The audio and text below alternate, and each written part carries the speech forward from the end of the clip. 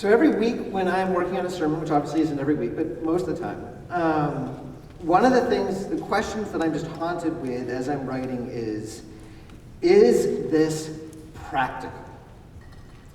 If you know me, you know I'm somewhat of a big picture thinker. And that's fun, except for the fact that, big picture thinking doesn't always touch down in life.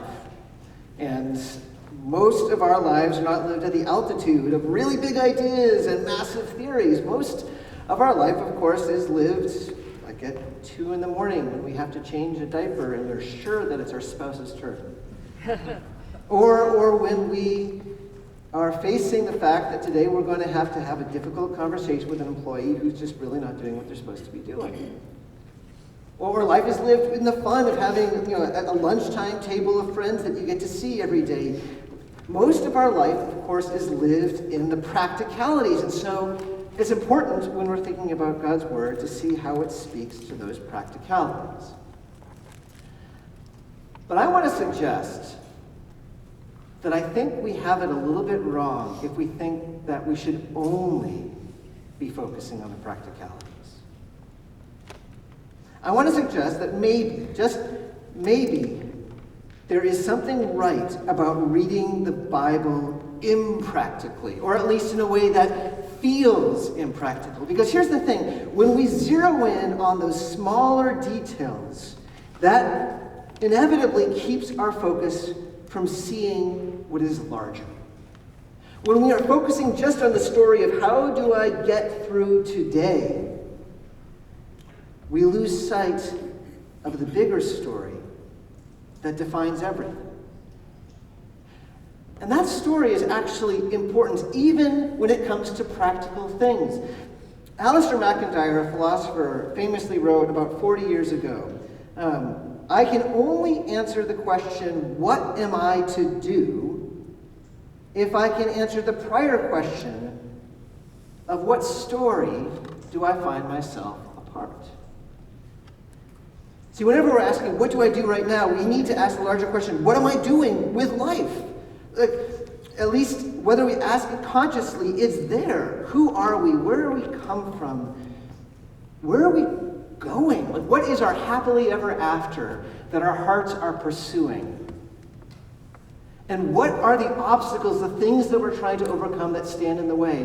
What is that story? That is incredibly important. So this morning, I would like to get impractical with you. And I want us to actually think about stories. In fact, I want to go even further than that. I want us to think about Star Wars and the Matrix and Harry Potter. So not just stories, but fictional stories, and not just fictional stories, but fictional stories that live in completely different universes. We know we don't live in the world of wizards or the Force or the Matrix. But have you noticed that those stories all in some ways are basically the same story? Have you thought about this? They always start with a focal character, and that character feels out of sync, right? They feel maybe disconnected from their family or their community, or they don't like the life they have. They feel like they're meant for something more, or just something feels off. There is a restlessness, whether we're talking about Luke or Harry or Neo. But then, early on in the story comes a moment of revelation. A moment, usually with someone speaking to them, where suddenly they discover for the first time that this world is wilder and more wonderful and more mysterious than they had understood beforehand, that there is a transcendence that until that moment has been hidden from their eyes. You think of, if you know the story of the Matrix, Morpheus, as he speaks to Neo, and he says, the Matrix is everywhere. It is all around us, even now, in this very room. You can see it when you look out your window or when you turn on your television. You can feel it when you go to work, when you go to church, when you pay your taxes. It is the world that has been pulled over your eyes to blind you from the truth. Or think of Obi-Wan in this moment of revelation where he says, the Force is an energy field that created by living things that surrounds us and penetrates us and binds the galaxy together. Or Hagrid, more succinctly, you're a wizard, Harry. I mean, each of these moments is a moment of something bigger. And as these characters recognize that there is something bigger, something transcendent in this world, they also become aware of a cosmic battle, of forces of evil that they were unaware of before. Whether it's the evil Voldemort facing wizards, or whether you're talking about the dark force against the Jedi, or whether you're talking about the Matrix and the machine against humanity, they suddenly become aware that there's this cosmic battle, and they are offered a way of participating in it, a power that they might be able to have if they want to join in. This all happens in this moment of revelation, and so they come to a place of decision. They could, perhaps, decide to forget what they've learned. They could perhaps just go back to the life that they once had and remain restless. Or they could take this new revelation in, and if they do, it will permanently change them and they will never be the same. To quote the great Morpheus once again, after this, he says, there is no turning back. You take the blue pill, the story ends. You wake up in your bed and believe whatever you want to believe. You take the red pill, you stay in Wonderland, and I show you how deep this rabbit hole goes. There is a choice where if they take hold of it, their old life will be gone, their old community will be gone, and they will join a new community, whether it's of the wizards or the Jedi or whomever. Their life will be permanently changed. See, it's the same story, right? Again and again you see it. I could keep going with that. And yet it works. Like if you think about these three stories, they have made this deep imprint upon our culture. Why is that? Why do we keep telling the same story again and again and again? Could it be that we deep down in our culture keep telling ourselves this story because we sense that there is something truer to this fiction story than the stuff that we hear on the news or in the classroom or in our conversations? Could it be that we find ourselves identifying with those characters who say, this isn't right, the characters who feel like there's something more to reality than they're being presented with, a longing for something more? Could it be that we sense deep down that there is something to this idea of transcendence and a cosmic battle and something bigger? So I want, and just bear with me for a moment, I want to suggest that as we understand the world of Romans, where Paul is writing to, there is a real sense in which these Christians have that very same role. The Christians that Paul is writing to have the very same role as those characters we've talked about before, characters who feel out of touch, out of sync with the world. And Paul, that's right, Paul is Obi-Wan. Or Paul is Morpheus. Paul is someone who is coming to expand their horizons and help them to understand the bigger story. Just briefly, and we'll come back to our passage later, but briefly I want you to notice just two things. It seems in our passage that we have hints that the people he's writing to, this young Roman church, are feeling at odds, feeling uncomfortable. Did you notice? He speaks about desiring to come to strengthen them. He desires to come so that they might be mutually encouraged. They need to be encouraged. He says near the very end of the passage, I'm not ashamed of the gospel. And the only reason he would say that is if they were thinking you might be. If we continued on to chapters 5 and 8, we see Paul at length talking about facing persecution and how God is there even in the midst of suffering. And I think we're supposed to understand it's not easy being a Christian in Rome. There's division in the church, there's persecution without, and they're feeling uncertain. It's not hard to understand why when you are living in the shadow of the emperor, what looks so mighty and so great, and yet you in your feeble faith feel so weak. When you compare yourself side by side with these Jews who have these great traditions and law and all of these things that make them look so pious, and yet you feel so not. It's not hard to imagine how Romans, these Christians who had come to faith, would be wondering, what is going on? Have I come to a dead end? And secondly, I want you to notice that Paul, what he does is he expands their sense of this story. We can see this in multiple places, but I'll just point to one of them. Notice what he says in verse 8. I thank my God through Jesus Christ for all of you, because your faith is proclaimed in all the world. In that one sentence, notice what he's doing. One, he's saying, God, the creator of the universe, is doing something among you. And it's to a cosmic significance. The whole world wants to know it. He is expanding the story and saying there is something bigger, there is something transcendent. He's trying to move them to this point of revelation more clearly.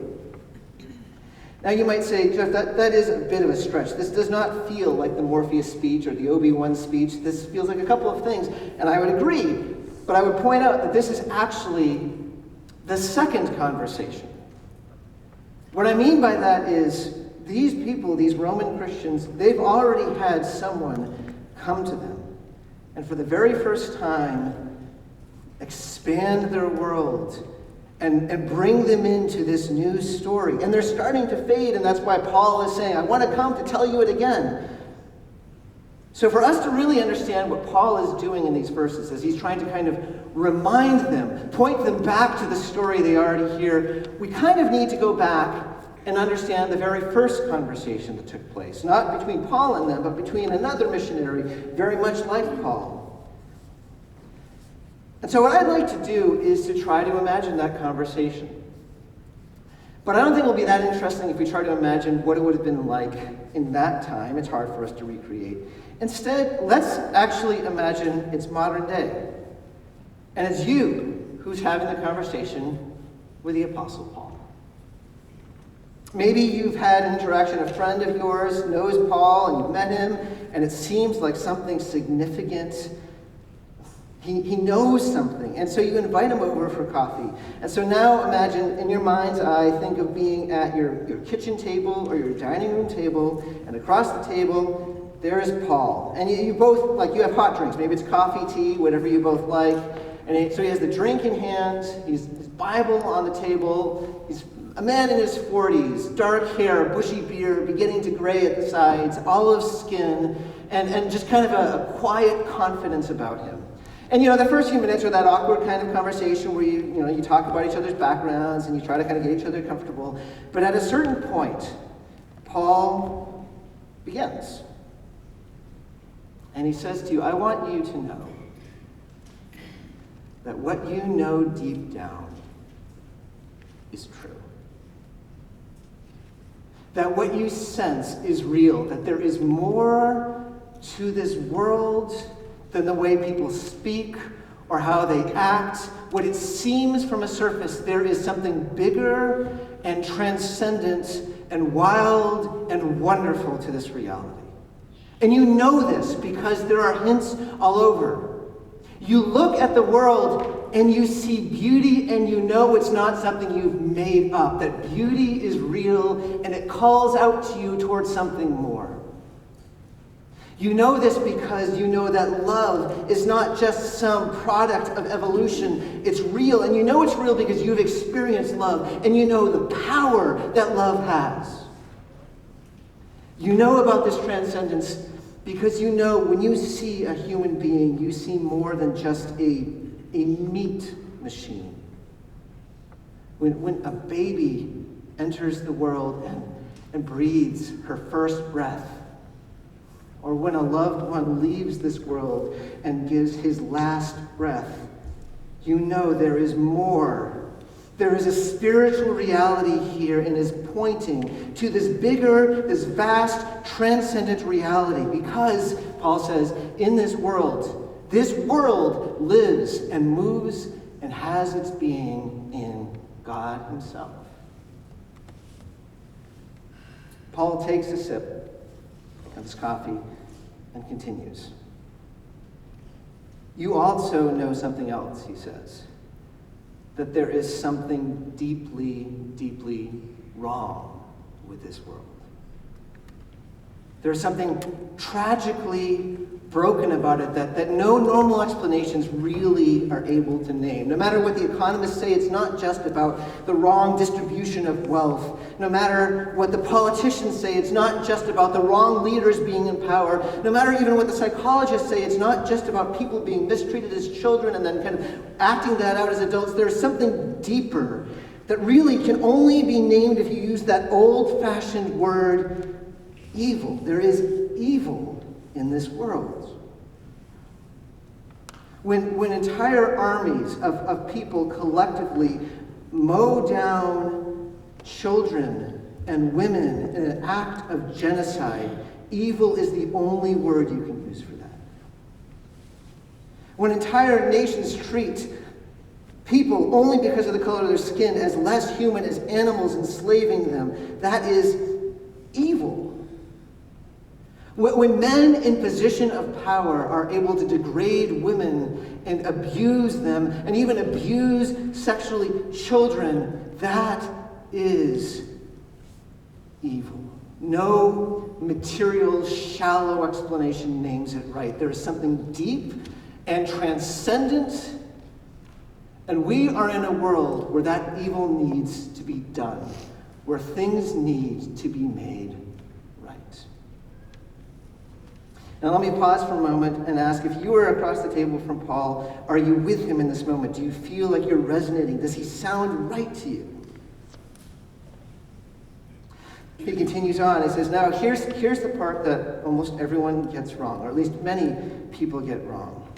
Here's what people misunderstand. Evil is not just something that stands outside of you, some arch villain or some terrible group of people or some malignant force. Evil is a corruption that is pervasive. It is everywhere around you, and it is inside of you as well. Evil is fundamentally a disorder. It's about disorder.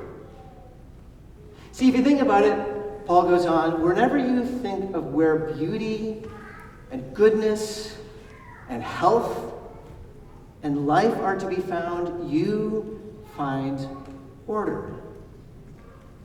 You find it in the intricacy of the human body, in the delicate balance of an ecosystem. You find order in achingly beautiful song. In all of these, everything has its right place. There is a harmony. There is a working together. There is an order that makes it good. But when that order is broken, when the cells multiply in a way they're not supposed to and cancer is found, or when an instrument is suddenly out of tune, when the order is broken, that is when you experience wrong. And Paul says, so also is the way it works in this world in the most transcendent level. This world was made beautiful. This world was made with order. God created this world where everything fit in just the right place, in just the right way, where He is at the center. And in the same way that with the sunshine being the source of all light and all heat, so He is the source of all that is good and all love and all wisdom and all beauty. And the world was meant to be around God and absorbing all of that and responding in love and praise. And humanity finds its freedom as it experiences the love and truth of God and responds in worship. That is how the world was meant to be, and it was beautiful. And evil comes because of rupture in this relationship, because of a disorder, because of a breaking where humanity, rather than being turned towards God, turned away from God. Evil, to use the biblical term, is found in idolatry. Everything we see in this world, every wrong, everything that we know should be different, has its root at the very beginning in turning away from God. And this world will not be whole, and it will not be right until everything that God has made worships God. And we will not be right until we do. Now I'll pause and just say, there is much that Paul is saying right here that feels counter to how we think of things, when we think of evil, when we think of what's wrong with the world. And I won't have time this morning to kind of fully develop or defend what he is saying. But next week, you'll see in chapter 1, verse 18 onward, this is where Paul will talk about how idolatry is the source of things. But so that we can understand the big picture, let's continue on. So Paul now has paused, takes another sip of his coffee, looks out the window, kind of getting himself ready to say what's next, but probably also giving you a time to just kind of listen and to think about what he said. But then at a certain moment, he comes with intensity in his eyes and he says, this here is what I want you to understand most. This here is what is the most important part. That we right now are in the time when things are being made right. And in fact, this conversation in this very moment between you and me is of extraordinary cosmic importance. And he pulls his Bible from the table and he says, here's what you need to understand. One of our ancient prophets, the prophet Isaiah, God spoke to him and he made this promise. He promised that he was going to make this world right. He said it again and again. He said, I will send my righteousness. That's how he spoke of it. I will send my righteousness and evil will be defeated. I will send my righteousness and this world will be made whole. I will send my righteousness and people will be made right with me and they will worship me. And he goes on and he tells Isaiah how he's going to do this, that he is going to send a king into his people Israel, a king who will rule in such a way that the righteousness will be part of his rule and people will be led back to God in worship. And it will not just stop with Israel. Isaiah says that when this king is enthroned, when all authority has been given to him, he will send emissaries throughout the world to all the nations to bring people in worship of him. We read it earlier where Isaiah says, they shall declare my glory among the nations, and they shall be people from all the nations as an offering to the Lord. These emissaries will go throughout the world and turn people everywhere they go to worship God until the world is filled with the worship of God, until the world is filled with the glory of God in the same way that the waters cover the sea.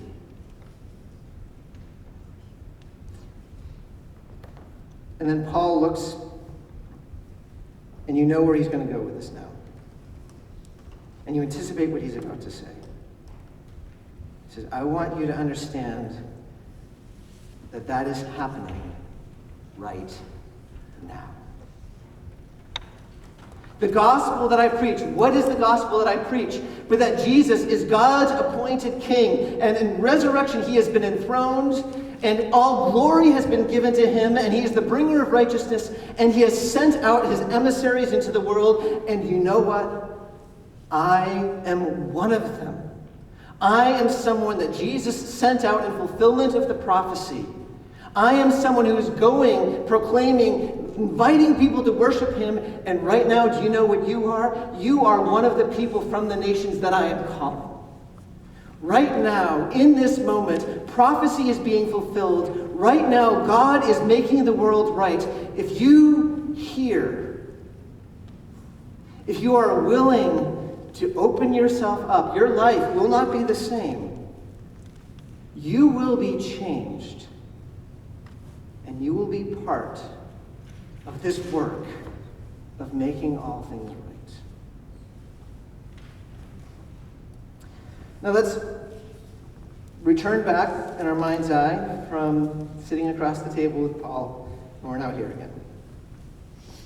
Do you see, if you understand where Paul is going with this conversation, as you understand this initial moment of revelation when Paul or others were sharing to these Christians, do you see now how Paul is referring back to that again and again in our passage?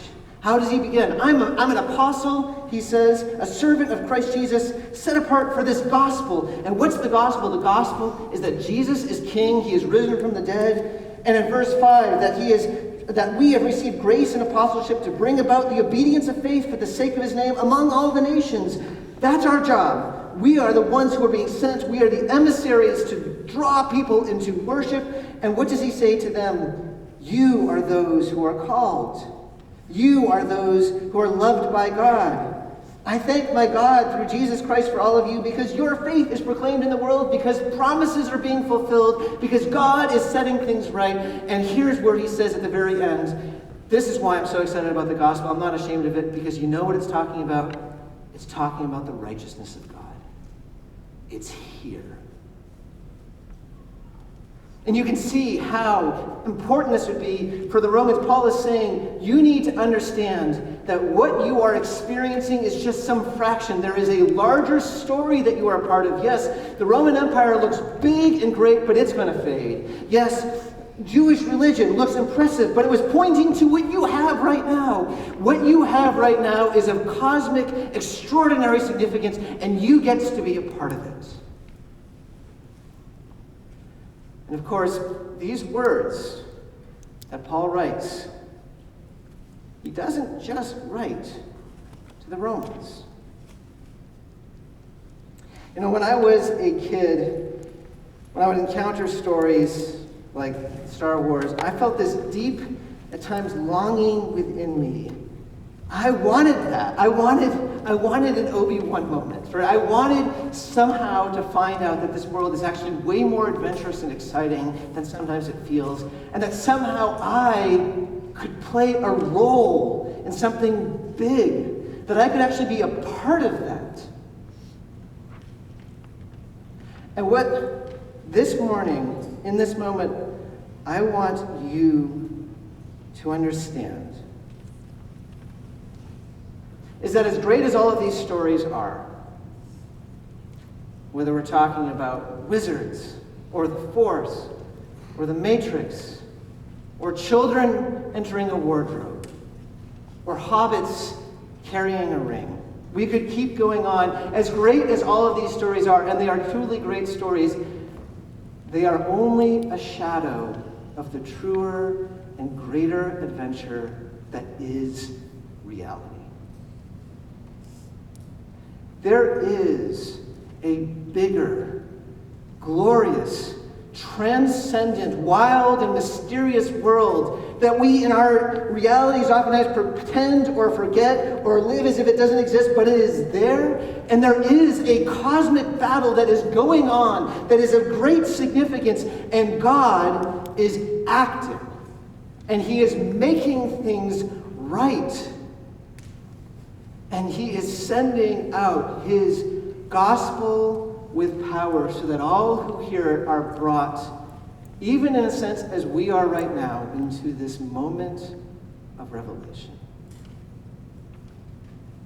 That this is true.